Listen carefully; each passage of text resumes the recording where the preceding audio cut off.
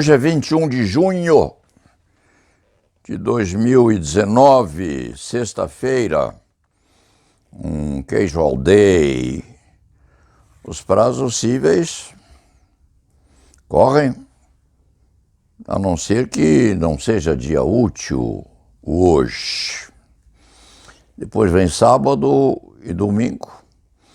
O paulistano saiu praticamente em férias.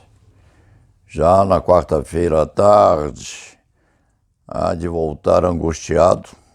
Na segunda, aprestando-se a reassumir as obrigações nesta metrópole adoradamente estimada por todos nós, embora perigosamente aflitiva.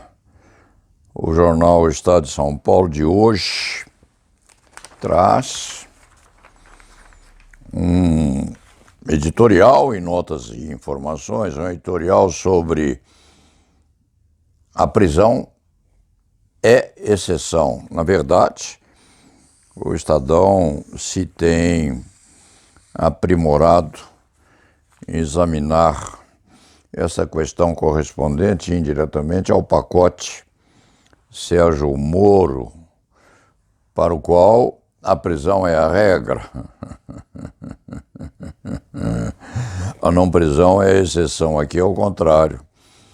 A prisão é a exceção e deve ser, perante a pútrida situação dos nossos presídios penitenciários e cadeias públicas existentes por aí. A seguir, o Estadão comenta o fato de ter saído mais um general do primeiro escalão. Uma situação tragicômica. O general Peixoto era ministro e viraria agora presidente dos Correios e Telégrafos. O general tem cara brava. Foi demitido pelo capitão. O capitão mandou embora o general do exército. E, evidentemente, o militar de alta patente não gostou disso, não. De ministro vira empregado dos Correios e Telégrafos. Isso não se faz. E depois, há ainda no Estadão, mas há também na Folha, que é examinada agora a seguir, há na Folha alguma coisa correspondente à presidência bicameral. Afirmativa esquisita. O presidente da República quer ser reeleito. Evidentemente, acredita que Deus está com ele. Nós sempre acreditamos que Deus está conosco no alto de uma montanha e que o demônio está na montanha à frente. Os dois a litigar, mas não se litiga com Deus. Deus vence sempre. Aqui, no caderno 2 do Estadão, há uma coluna de Sônia Raci, direto da fonte. A moça, de vez em quando, dá umas notícias curiosas, ela sabe das coisas, ela se intromete, inclusive, nas questões ditas indiretamente jurídicas. Aqui, por exemplo, há um aspecto na coluna de Sônia Raci com o subtítulo "Advogadas defendem melhores práticas". Um grupo de competentes criminalistas aqui de São Paulo, constituído em parte por Heloísa Estelita, Fernanda Tortima.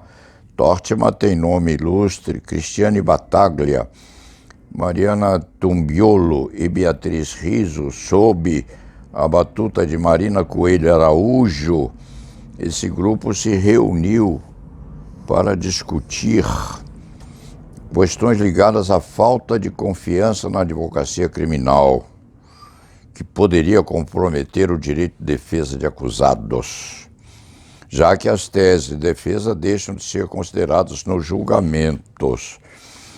Este muito antigo rábula da advocacia criminal brasileira, não é o decano, mas quase, deve haver alguém mais antigo.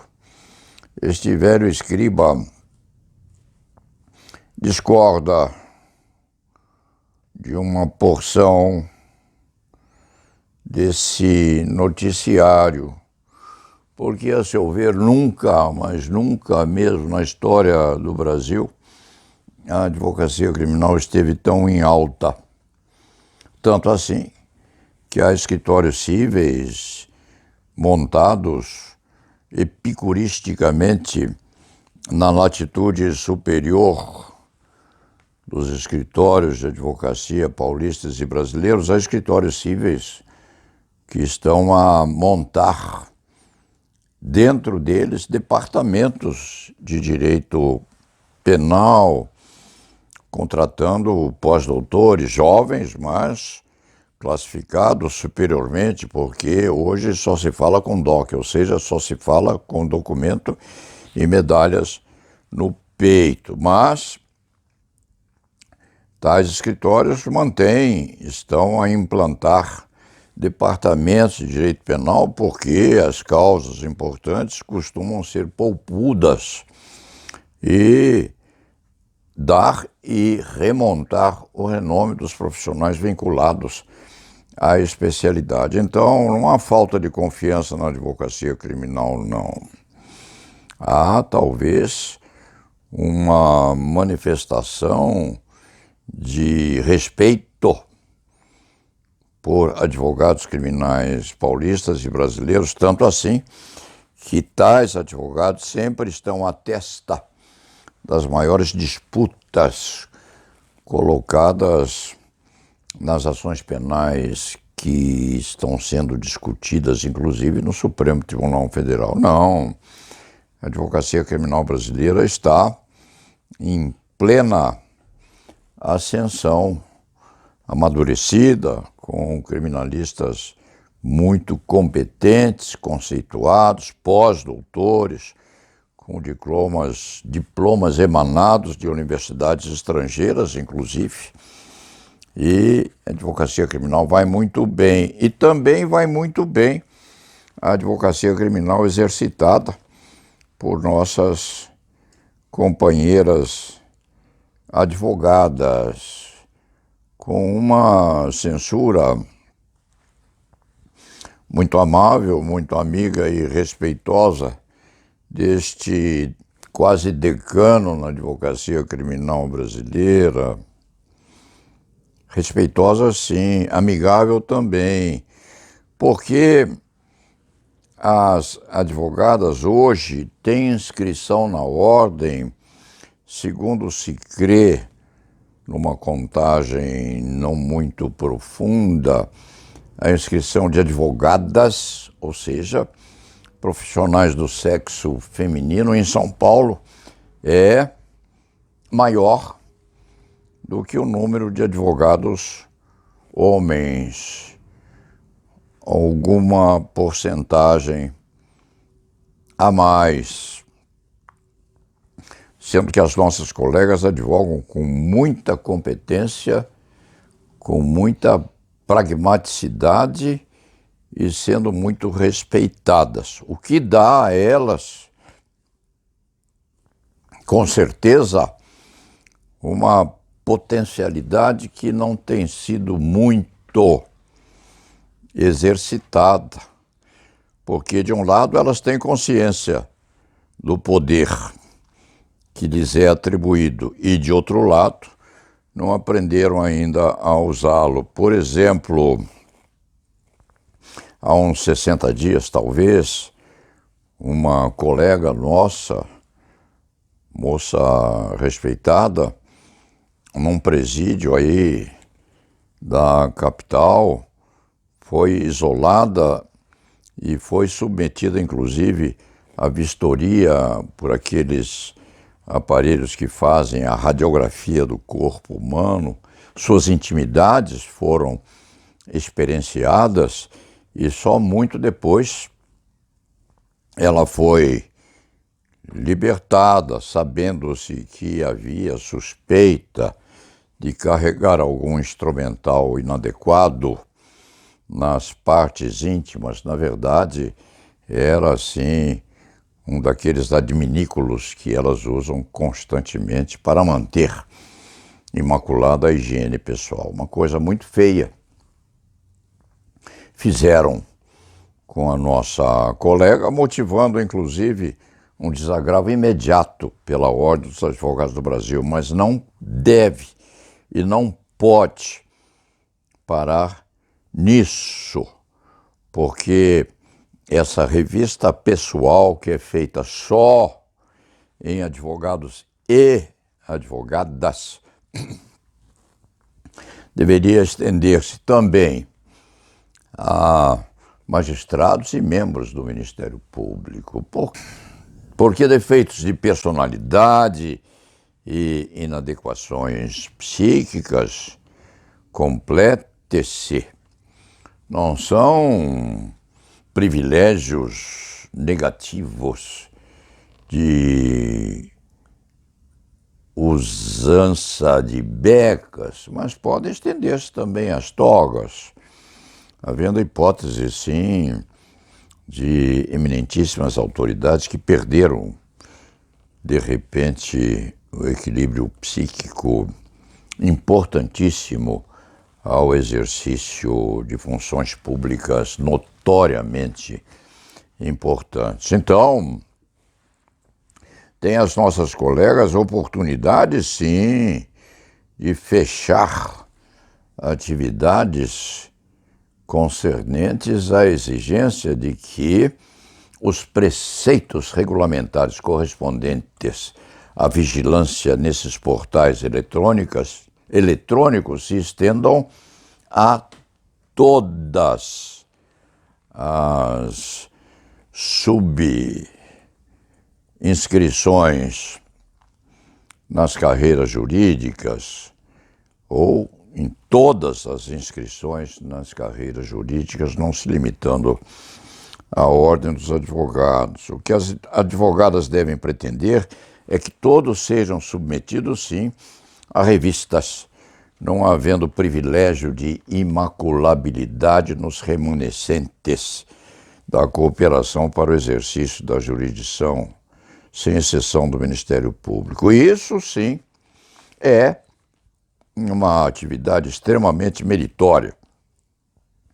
porque se as advogadas correspondem a 50 e poucos % das inscrições na ordem, elas têm, sim, uma potência numa atividade agressiva extremamente fragorosa no sentido de obtenção de resultados positivos. Já que os homens não fazem, elas que façam. Então vai um recado aí a doutora Heloísa Estelita, Fernanda Tortman, Cristiane Batalha, Mariana Tumbiolo e Beatriz Riso, mais a Marina Coelho Araújo, no sentido de que assumam a titularidade disso tudo, mesmo porque uma das representantes da advocacia criminal paulista foi submetida a tratamento vexaminoso, foi desagravada, mas o desagravo não basta. É preciso que de uma vez por todas se dê fecho a essa iniciativa. E daí se pega o fim dessa tratativa posta na coluna de Sônia Raci A ideia também procura reforçar os canais de comunicação com os outros atores da justiça penal, como a magistratura e o Ministério Público. Sim, seria importantíssimo que as nossas consortes, porque, evidentemente, fazendo conjunto com as nossas atividades, seria importantíssimo que elas assumissem a titularidade dessa iniciativa no sentido de reforçamento desse sentido de igualdade que deve existir entre homens e mulheres, entre juízes, membros do Ministério Público, advogados e advogadas, no mesmo patamar, a se resolver de uma vez. Esse imbróglio que avilta, sim, isto avilta, sim, a advocacia. Quanto ao mais, e fechando esta manifestação nesta sexta-feira, véspera de sábado, antevéspera de domingo e continuação do feriado de quinta-feira, quanto ao mais, há aqui um restolho das admoestações, das censuras, das discussões havidas com o ministro Sérgio Moro, quando convocado a prestar explicações lá em cima, em parte do Congresso Nacional. Parece que o jovem ministro prestou declarações durante 8 horas, ou quase, parando apenas para uma alimentação razoavelmente provida para aguentar o resto da disputa com os membros dessa parte do Congresso Nacional. Em outros termos, parece que as explicações dadas pelo ministro Sérgio Moro estão sendo acatadas, ou seja, ele teria praticado um comportamento absolutamente normal, prenhe de regularidade e, ademais, com as consequências corporificadas numa fase de interceptação absolutamente ilícita. Em outros termos, mesmo que o ministro, enquanto juiz, tivesse praticado aquele comportamento que esse site espião lhe atribui, tal comportamento teria sido corporificado por meio de uma interceptação abusiva da legalidade, não podendo ser admitido para efeito de prova. Isso vale, se quando valer para o ministro, sim, vale para o corporativismo, se quando existente, do próprio Poder Judiciário, mas tem que valer também para os comportamentos ditos ilícitos praticados por terceiros. Porque maior parte das interceptações feitas pela Justiça, tendentes ou correspondentes a esse tipo de manifestação ilícita daqueles pesquisados por manobras criminosas, maior parte dessas interceptações telefônicas e intermediárias, ditas eletrônicas, é feita essa maior parte com violação dos preceitos ligados à regularidade na investigação.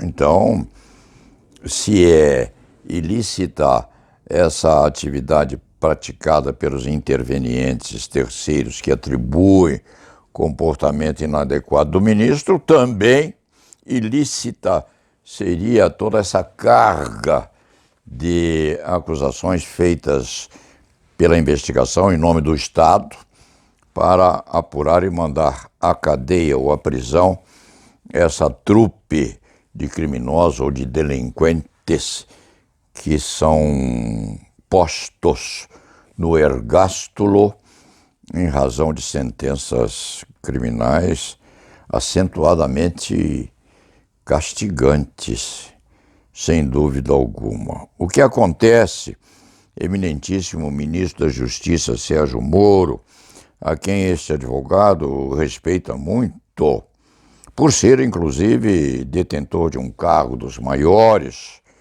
que os cargos públicos exibem no Brasil e também por ter sido um juiz atuante. O que existe, eminentíssimo ministro, é que Vossa Excelência praticou, sim, uma conduta abusivamente delinquencial, com considerações, com abraçamentos do Ministério Público que são absolutamente insatisfatórias para o regulamento que preside as atividades dentro do Código de Processo Penal e queijamos. Vossa Excelência agiu mal, sim. Se quando for perdoado, não se cuida de outra afetividade, perdoado, ou seja, acarinhado pelos críticos, ou será em função, talvez, da heroicidade com que se conduziu anteriormente, num equilíbrio entre o bem praticado e o mal produzido, porque o Poder Executivo Federal precisa sim, de Vossa Excelência. Então, os pecados lhe serão, quem sabe, perdoados, até mesmo pelo povo, que há de mensurar o que fez de bem e o que fez de mal. Enquanto esses pecados lhe forem perdoados, e até em razão do perdão obtido, quiçá da população, Vossa Excelência há de continuar ministro da Justiça, sim. E, por via de tal consequência, há de se transformar em ministro da Suprema Corte. O futuro o dirá. É hoje uma corda bamba da qual o ministro está se saindo da melhor forma possível. Ferido, sim, machucado nesse contato espúrio com o Ministério Público e com a exposição por via de WhatsApp e outros meios eletrônicos, com a exposição de posições pessoais que desequilibram, sim, e muito a aplicação da justiça. Isso fica marcado. E quem sabe, quando o Supremo Tribunal Federal vier a examinar comportamentos análogos, mas captados das indiscrições, captadas, sim, de terceiros pelo Estado enquanto efetua a persecução penal, quem sabe o Supremo há de levar isso em consideração também num comportamento muito sofisticado e muito difícil, porque os ministros da Suprema Corte sabem a dimensão daquilo que foi feito.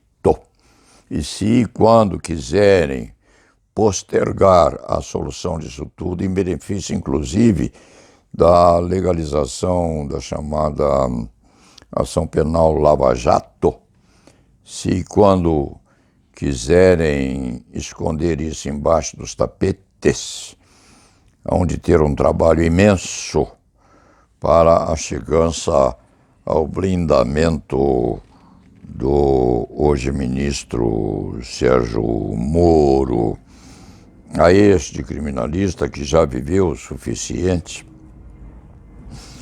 para poder dizer aquilo que está afirmando. É indiferente que se goste ou se desgoste daquilo que se está a dizer, porque aquilo que é dito é afirmado com plena e absoluta responsabilidade individual deste velho criminalista, que já viu tudo. Já viu isso e mais alguma coisa ao tempo da ditadura, e que não perdoa quem fez aquilo que foi feito, e que não há de perdoar aquilo que se está a fazer. Quanto ao resto, hoje é sexta-feira, casual day. Bolsonaro pretende ser recandidato à presidência da República. Ver-se-á o que vai acontecer.